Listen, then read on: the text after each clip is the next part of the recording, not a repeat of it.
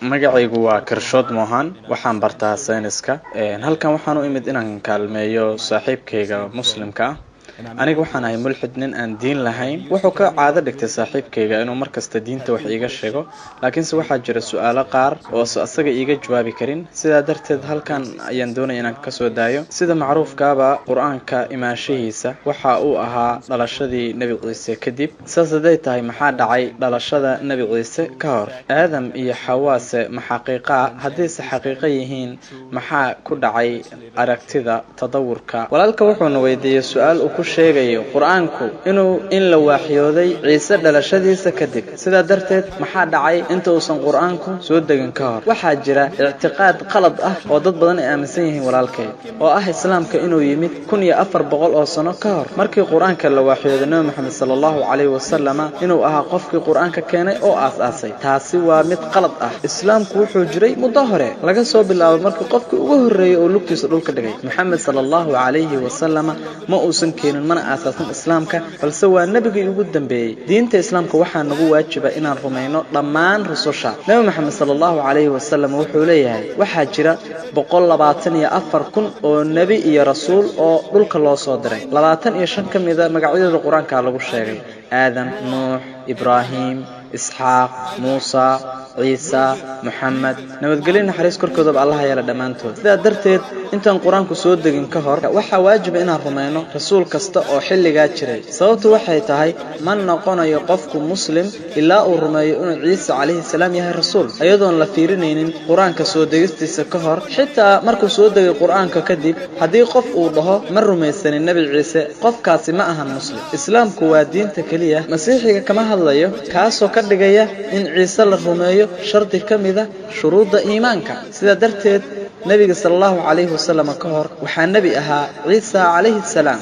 sida darteed waxa waajib korkaada ku ah inaad rumayso rasuulka joogay xilliga adiga aad joogtay ciise ka hor calayhi salaam waxa joogay nabi muuse calayhi salaatu wasalaam oo ahaa rasuul sida darteed xilliga nabi muuse calayhi salaam asaga ayaa ahaa dariiqada kaliya iyo xaqa iyo nolosha oo qof kasta ay ku gaarayay ilaahay subhanahu wa ta'ala sida oo kale fadradii nabi ciise calayhi salaam sida uu ku sheegay injiil yohanna ama john jabtarka 14aad aayada 6 anigu waxaan ahay wadada iyo xaqa iyo nolosha taasoo uusan qofku ku gaari karin ilaahay ilaa aniga mooyaan laakiin maanta waa waqtigii nabi maxamed sallallahu alayhi wasallam nabi maxamedna waa dariiqada iyo xaqa iyo nolosha uusan qofku ugu dhawaan karin ilaahay ilaa dariiqadaas uu nabaray nabigeena maxamed sallallahu alayhi wasallam sida darteed waxa nagu waajiba inaan rumayno dhammaan rususha aadam nuux muusa ciisa muhammad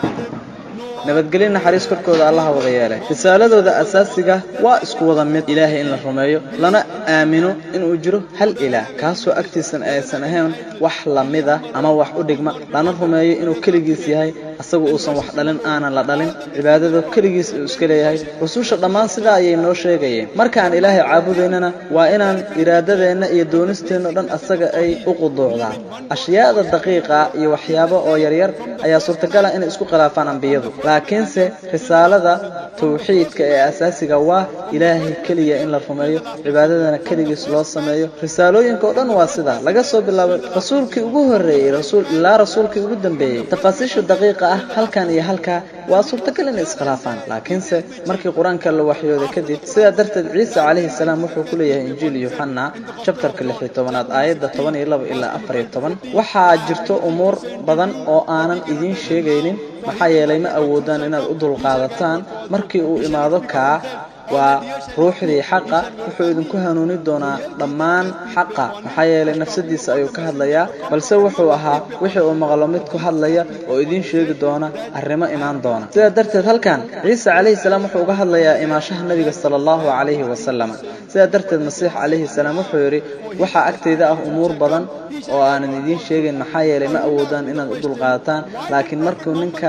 laakiin markuu kaasi imaado waa ruuxdii xaqa wuxuu idinku hanuuni doonaa dhammaan xaqa laga yaabo inaad weydiido su'aal muxuu ahaan waayay nabi maxamed sallallahu alayhi wasallam ugu horeyntii muxuu quraanka u soo degi waayay markii horeba muxuu u soo baxay 1400 oo sano ka hor muxuu quraanka u soo degi waayay 10,000 oo qarni ka hor sababtu waxay tahay tusaale wiilkaygu wuxuu ii sheegayaa inuu rabo inuu noqdo dhakhtar aabe siida waxaan aadayaa kuliyada caafimaadka si toos ah waxaan ku leeyahay waxa kugu waajiba inaad aado marka hore meesha xanaanada ah marka kadibna aad aado tamhiidiga iyo meesha diyaarinta ardayga lagu diyaariyo kadibna sufuufta koobaad kadib fasalka dhexe kadib midka sare kadibna waxa kugu waajiba inaad ku baasto imtixaanka qabuulka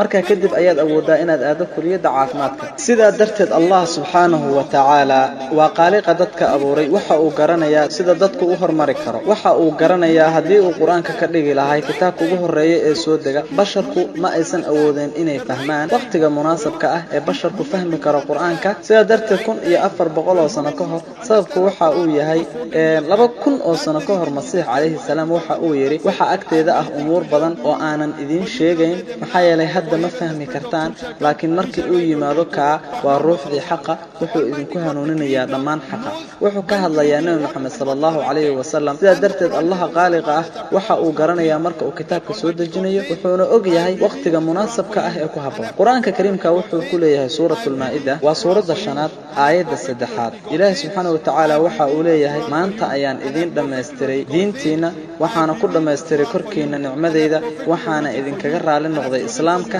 diin ahaan inta kadib ma jiro shay diinta lagu soo darayo mana jiro shay laga goynayo ayadoo arintaas la cuskanayo nabiga sallallahu alayhi wasallam ka hor waxa waajib kugu ah inaad rumaydo anbiyadii ka horeeyay ama nabigii ka horeeyay su'aashaada aanu nimaano aragtida horumarka Charles Darwin صح aragtida Darwin adiguna waxaad ii sheegtay inaad tahay mulxid iga raali ahaaw soo sida ma dhihin waxaan ahay mulxid hadda ma tahay masharad u ahay waligayba mulxid ayaan ahaa muxaadaraadkayga inta aanan u imaan ka hadalka aragtida Darwin muxaadaraadkayga markii aan iri waa kuma qofka ugu horeeya ee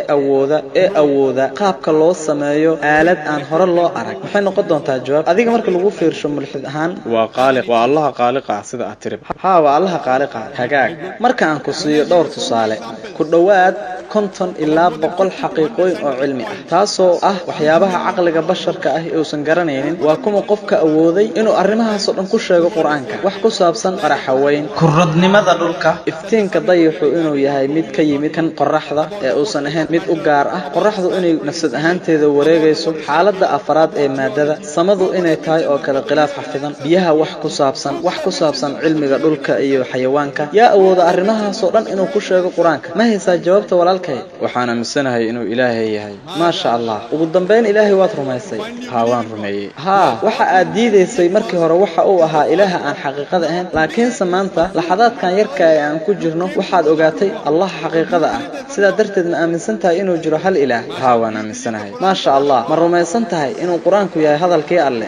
waan rumaysanahay ma rumaysantahay in nabi maxamed sallallahu alayhi wasallam rasuulka alle yahay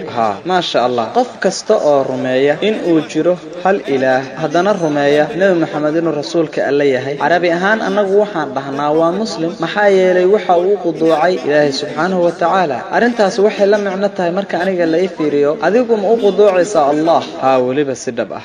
ma doonaysaa inaad ugu dhawaaqdo si carabi ah marka aad dhahaydo anigu waxaan rumaysanahay hal ilaah la ilaaha illa Allah oo rumaynaysa nabinimada maxamed anagu waxaan dhahaynaa shakhsiga u quduucay ilaahay subhanahu wa ta'ala waa muslim sida darteed ma doonaysaa inaad carabi ku dhahdo aniga waan dhihi doonaa adiguna aniga gadaasheeda ku celi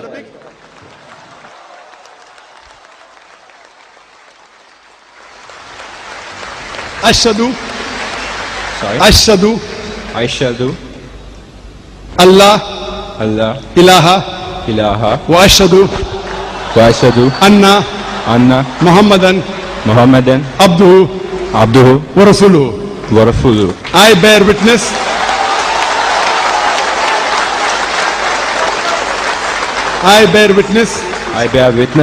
that there is no God but Allah and Prophet Muhammad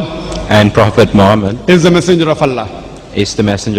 MashaAllah. walaalkay hadda waxaa tahay muslim